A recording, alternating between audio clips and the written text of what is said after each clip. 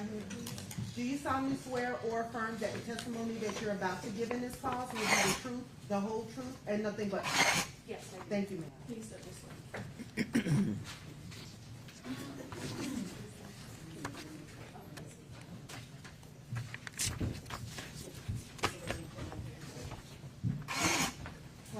Hi, good morning.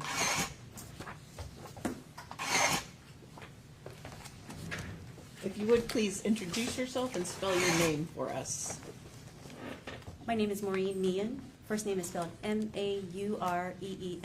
Last name M-E-E-H-A-N.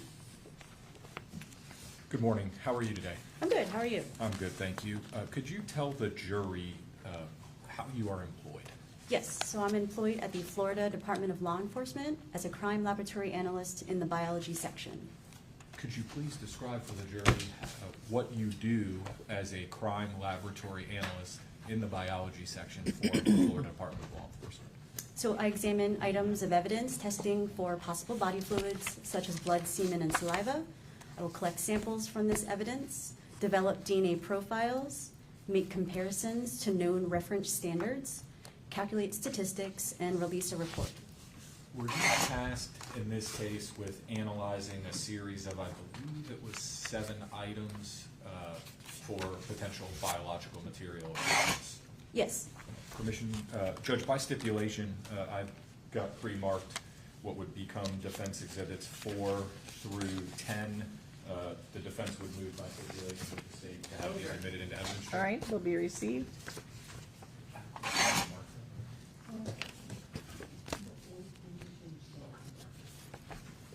Just briefly, permission to approach the witness, Judge? Yes. We didn't have to go.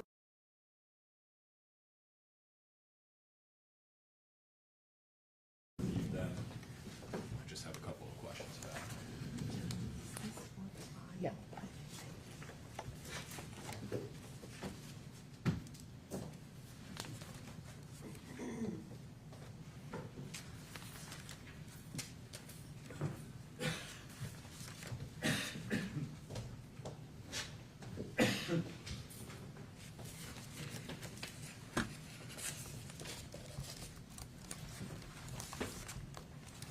Okay. And for the record, Judge, I have the witness take a look at what has been entered into evidence as defense exhibits 4 through 10. Ms. Meehan, do you recognize those exhibits? Yes, I do. Are those the items that you were tasked with analyzing as part of your involvement in this case? Yes, correct. I specifically want to focus on, and just I guess to fill the jury in on how this process works. When you receive items, they come to you without that FDLE tape on them, right? Yes, correct. You open them, you process them, and then ultimately, once you've completed your analysis, they get sent back to the respective agency? Correct. In this case, I want to focus on item 1 that you analyzed. Do you recall what that was associated with? Yes. And could you tell the jury what item 1 was associated with? Swabs from the sights and slide of the pistol. Now, prior to your analysis of this particular item, did you receive known standards from specific individuals? Yes, I did. And who would that be in this case? I received a bloodstain card from John Walter Lay II and buccal swabs from Gerald Radford. Did you utilize those samples to attempt to make comparisons to the items that you were sent? Yes. As it pertains to item 1, what were your findings? So this item demonstrated the presence of a mixture consistent with 2 donors, including at least 1 male individual. Were you able to determine whether or not Mr. Radford's DNA was present on within item 1, the swab from the sights and slide of the pistol? So I was able to include Mr. Radford as a possible contributor to this mixture. As it pertains to Mr. Lay, what were your findings? Comparison of Mr. Lay to this profile, I was unable to provide either an inclusion or an exclusion, so no determination was made.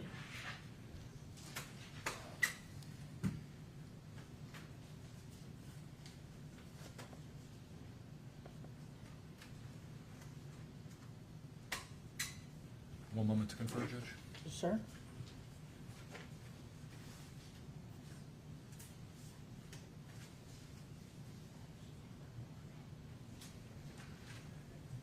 And for clarity, Ms. Meehan, if I understand correctly, if you could explain to the jury, there was a mixture of DNA present on the site and slide swab, Yes, correct. which indicates to you that it would have come from two different contributors, right? Yes, that's what I determined. And you couldn't include or exclude Mr. Lay as a contributor to that sample. Correct. I have no further questions, Judge.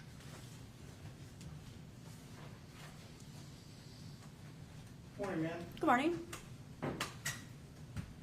You actually looked at a whole bunch of things, right? There's actually a series of, where did we go? What happened? You actually looked at a whole series of swabs, right? Yes, I think, not counting bloodstain card and buccal swab, you looked at 1, 2, 3, 4, 5 different swabs attributed to firearms or other items. Is that correct? yes. And just so the jury understands, so they don't go back and have to debate amongst themselves what these things are, what's a bloodstain card and what do you do with that? So bloodstain card is a reference standard, so the origin of this DNA profile is known. This is typically evidence that's collected at the medical examiner's office. The blood is collected and dried onto a filter paper. And then you can eventually somehow get DNA out of that sample of blood dried under the paper, and that's how you get the DNA of a person. In this case, the victim, Mr. Lay. Correct. What's a buccal swab? So buccal swab is another example of a reference standard. Again, the origin is known. These are typically swabs taken from the inside of an individual's cheek.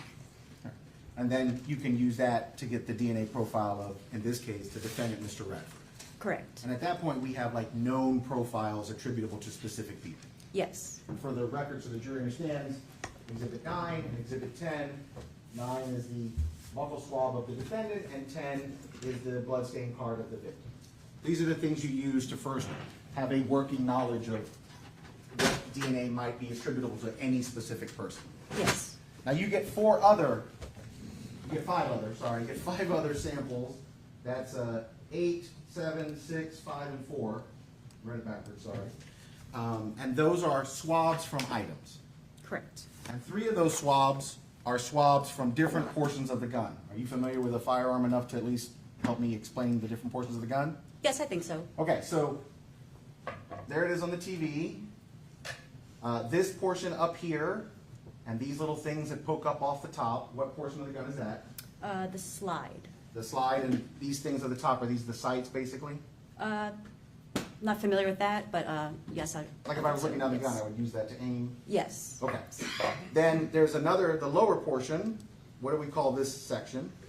So that contains the grip, the trigger as well. Yeah, the grip, the handle, the trigger, all these sorts of areas. And then if I turn the gun like this, and I'm looking at this hole in the front of the gun, what do we call that? So that would be the muzzle. And you have that. For example, you have, let me make sure I get the right ones.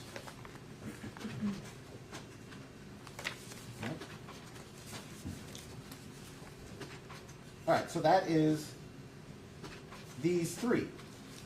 Number 4 is the sights and the slide.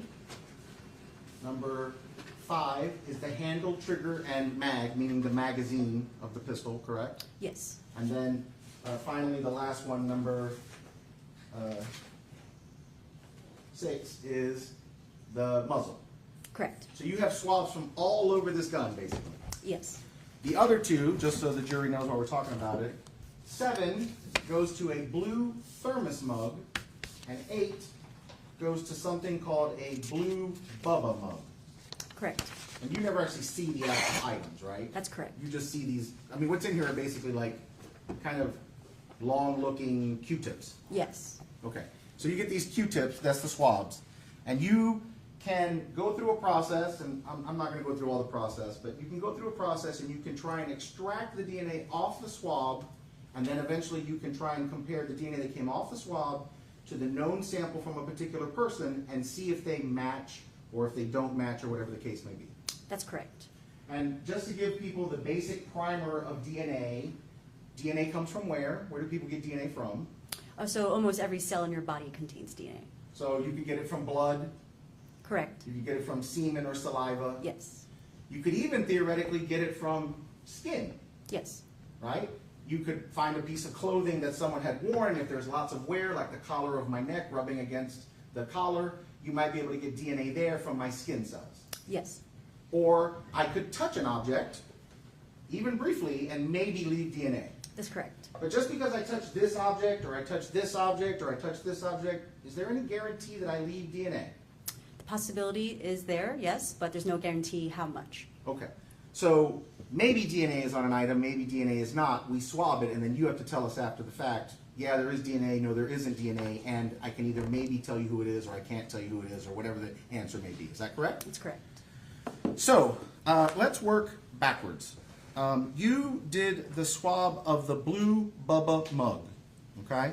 And I'm going to show the jury just very briefly. This was admitted into evidence as State's Exhibit number 10.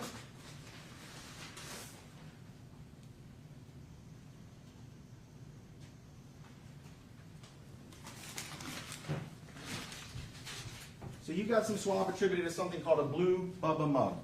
Now, in that case, you did a sort of special test to determine whether or not there was blood, correct? Yes. And explain to the jury what that test is, how it works, and what it can tell you. So I perform a presumptive test, which is testing for the possible presence of blood. I apply a series of chemicals to the sample, and what I'm looking for is a pink color change, which will indicate a positive test. And in this case, I received a negative test. Okay. There was negative, meaning there was a suggestion there was no blood. Yeah, there was no chemical indications for blood. Okay, but, and again, this is just a hypothetical. If a person was armed with the blue Bubba mug and smashed another guy in the face with it, causing blood to come out of his face, there is the possibility there could have been blood on the mug, right? I did not see the mug, so I can't answer that But question. I mean, just in that scenario, because blood is coming out of the person's face who's smashed with the mug, blood could transfer onto the mug, and then you could potentially get DNA off of it. Your Honor, Potentially. objection, ask that answer. Overruled. I'm just explaining, DNA can transfer onto the mug from the blood if that was the scenario. If that's the scenario, this is correct, yes. But you didn't find any blood or any indication of blood on the Bubba mug. Correct.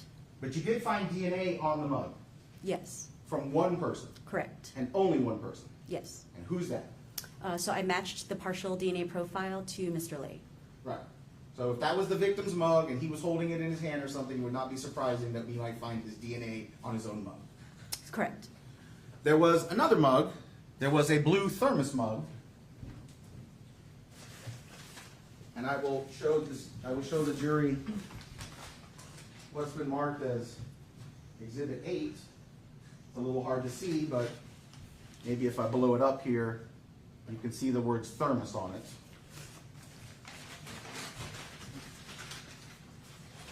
You also checked that mug for DNA. Is that correct? Correct. And on that mug, you definitely found that there was certainly one person's DNA on it. Yes, I developed a partial profile from this evidence. But even though it's partial, you were able to definitively say if it's someone's, correct?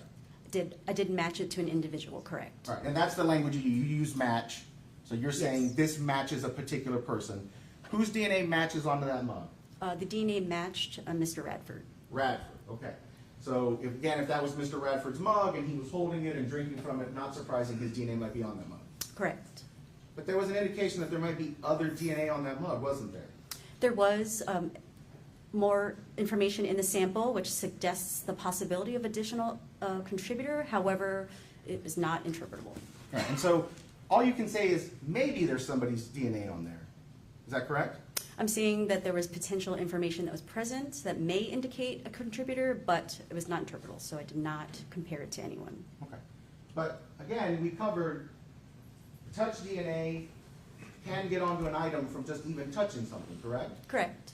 And do you agree with me that in terms of DNA, touch DNA is one of the harder ways to get DNA on an item because it's not like blood or semen where you have like an actual like liquid or substance on the item. You're just hoping something transfers into contact. Correct. So would it seem weird to you if I was to suggest to you that a person might have their blue thermos mug in their hand, holding it by the handle, smack another guy on the side of the head, contacting the ear, but it doesn't draw any blood because the blood's on the inside of the ear, that's where the cut happens. And so maybe just a tiny bit of DNA transfers, but not a lot? It's possible. Again, I was not there, so I can't say.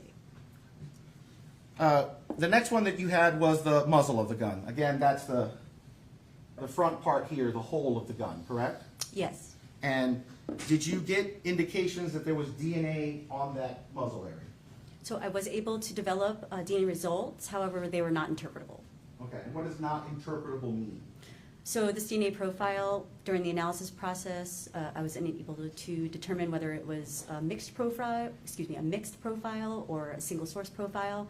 There was too limited information to use. Okay, so you can't even tell if it's one person's DNA or more than one person's DNA on the muzzle, is that correct? That's correct. And because it's limited, you can't even tell if it's Mr. Radford or Mr. Lays.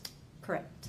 If Mr. Radford was the gun owner, it would not be surprising if maybe he might have had a little bit of DNA near the muzzle if he ever handled his gun. Not expected, yes. Or if the gun was pointed at Mr. Lay and he was shot, and as a bullet enters his body, maybe a tiny speck of blood leaps up and makes contact with a close muzzle. We don't know, right? Correct. We don't know. Okay.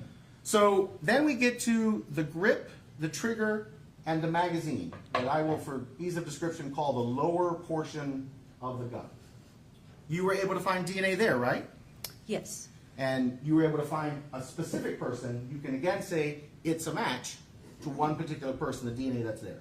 Yes, I did match it. And who did you match DNA to on the handle, trigger, and magazine area of the gun? Mr. Radford.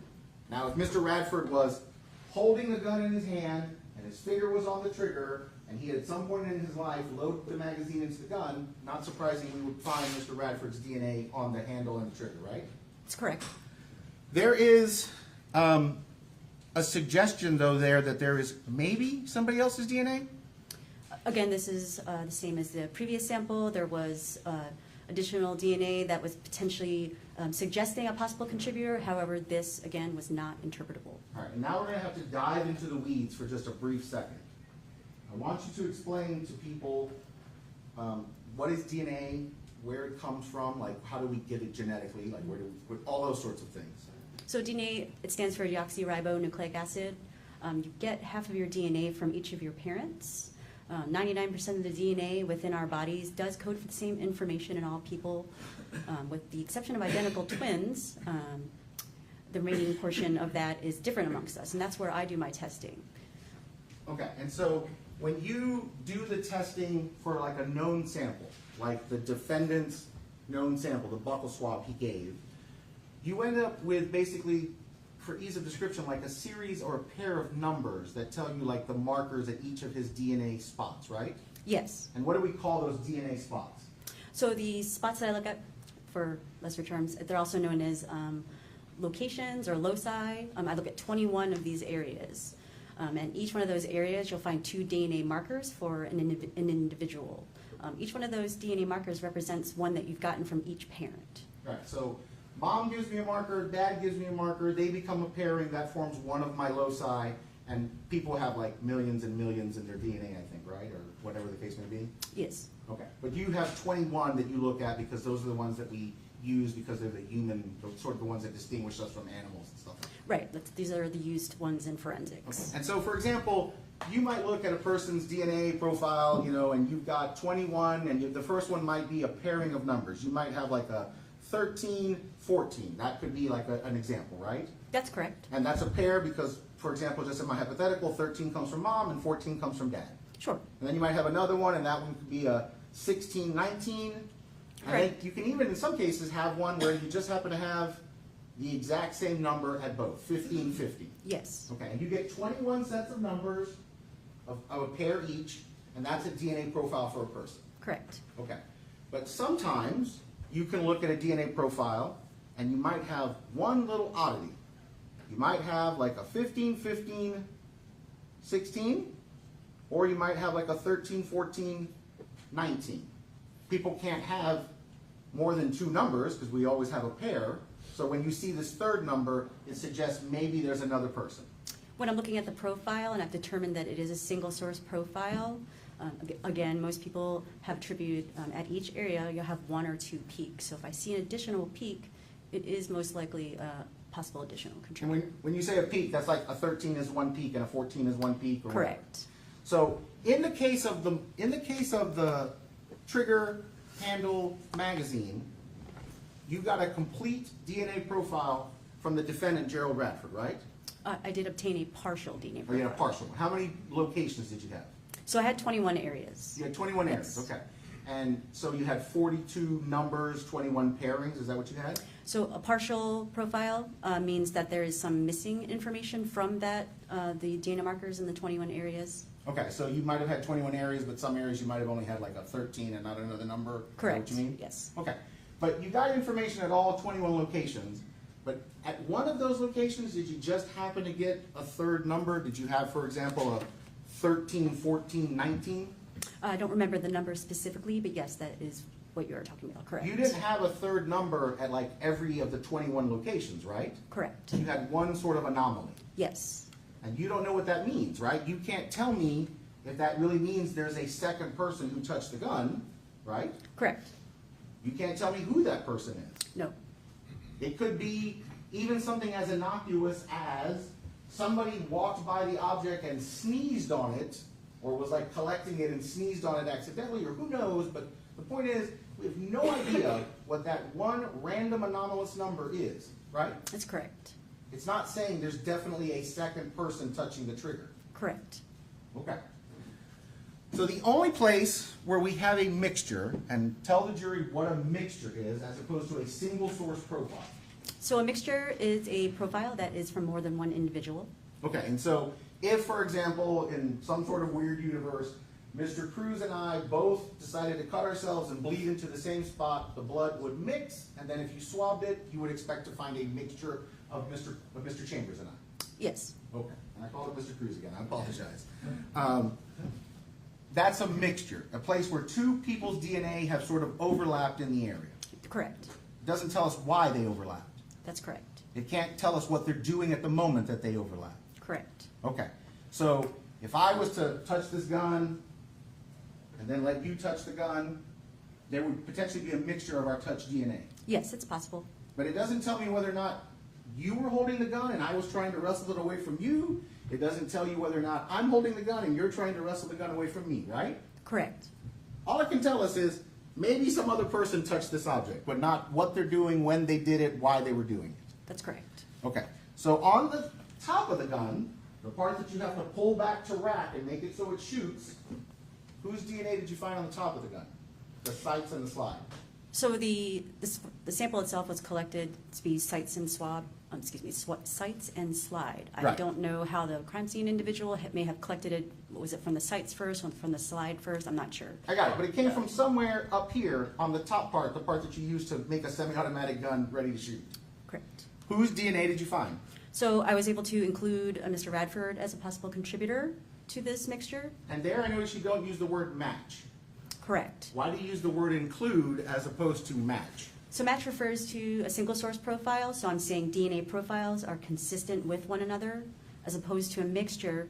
I'm comparing an individual's DNA types to the mixture, so I'm including their DNA types in the mixture. Right, since it's a mixture, again, to go back to my scenario, you might again have the 13, 14, and the 16, 19, and the 15, 15, but the problem becomes you're also seeing like 17, 12, and you're seeing 13, 9, or whatever it is. There's too many numbers to be one person. Correct. And you have such a repeat of that, it's not just one anomalous instance, there's multiple instances you can say this is definitely at least two people. Correct. Now, beyond the ones where we have numbers, do we have DNA markers that are assigned letters? Like an X and a Y? Oh, I'm sorry. Yeah, so I do look at gender determination markers. One of them does have an X and a Y. It's determining whether or not someone is potentially biologically male or female. Okay, and so I want you to explain to the jury, if you see, what's the male one? It would be an XY. So if you see an XY, you know that definitely one of the people in the mixture is a man. Yes. But in my scenario, you're obviously a female, I'm a male. If we both touch it, you'll see an X, but you don't know, other than if you saw it, you don't know if it's a man and a woman, or if it's like Mr. Chambers and I, it's two men touching it. Yes, well, if the Y is present, I will determine that there's at least one male present. Right, that's what I'm saying. You can Correct. tell at least one, But you can't tell if that's, when it's two people, you can't tell if that's man and woman, or if it's man and man. Correct. Correct. Okay, so the fact that there is the defendant's DNA on the gun, and the fact that the defendant is male, it's not surprising you saw the indication of at least one male. Correct. But if the defendant, for example, had a wife, and maybe his wife once picked up the gun, we couldn't tell because we don't know if it's man and woman that touched it, or man and man that touched it, right? I would also need buccal swabs for comparison. Sure, I got that, but I mean, just looking at the sex chromosomes, you can't tell. Correct. The X's and the Y's. Yes, correct. Okay, so we know for sure, well, we don't know for sure, you said he's included, but when you do an inclusion, are you trying to do statistics? Yes, statistics are calculated. And when you do statistics, what are you trying to calculate? What is it telling us when you're calculating statistics? So I'm trying to tell you how likely is it to occur if an individual is included in a mixture versus someone unrelated. And I know that you have a very specific language you use because you're a scientist and I'm not, but when you're talking about likelihood, you're talking about the chances that the DNA is coming from one particular person as opposed to any other person. Is that a fair description? It's a fair description, correct. Okay. And so I want you to tell the jury what is the statistical determination you came to regarding the chances that it's the defendant's DNA on the slide of this gun. So the observed mixed DNA profile was greater than 700 billion times more likely to occur if the sample, excuse me. Did sorry. you say 700 billion with a B? Correct. How many people are on Earth? 8.5 billion, I think. Okay, so I gotta have more than 50 Earths to get to the chances of having somebody else who have the same DNA as you found on this gun and it being the defendant? Is that what you're saying effectively? So my statistic doesn't refer to the population of the Earth. This is just a segment that FDLE uses in our reports. It shows that the number I do have in my file is much larger than that. Okay, I got it, but I'm trying to figure out a way, I mean, you know, the average person doesn't walk around counting to the billions or, you know, collecting dollars in the billions. It's a number we don't, so I'm trying to put it in reference.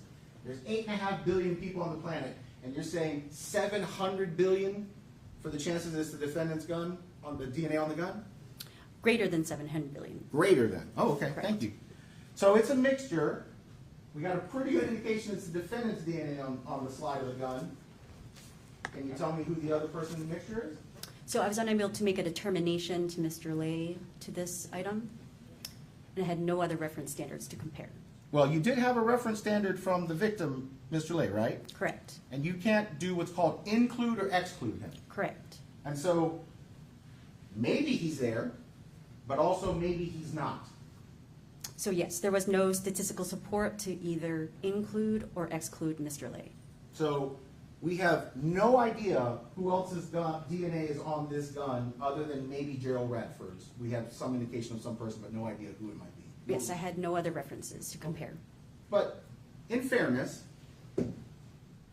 if the victim was fighting with Mr. Radford over the gun, he could have left touch DNA if he's touching the top of it, correct? It's possible.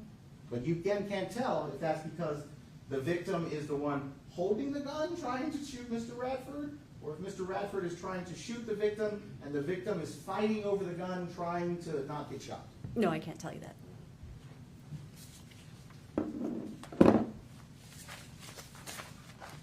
Thank you, ma'am. Thanks. Anything else? All right, you can step down, ma'am. Thank you. Is she released from her subpoena? Yes, Judge. Yes, Your Honor. All right, All right, thanks, Your Honor. thank you.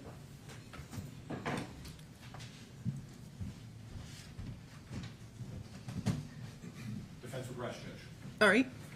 The offense is rested. Anything else from the state?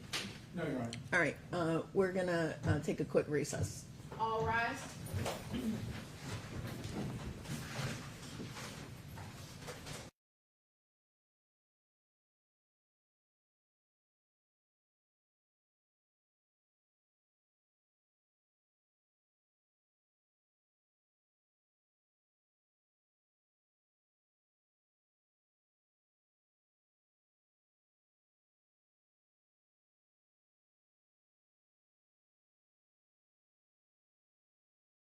You swear or affirm testimony you're about to give will be the truth, the whole truth, and nothing but the truth. Yes, ma'am. Tell me your name and date of birth. Gerald Radford, 9/27/19. Mr. Radford, do you understand that the right to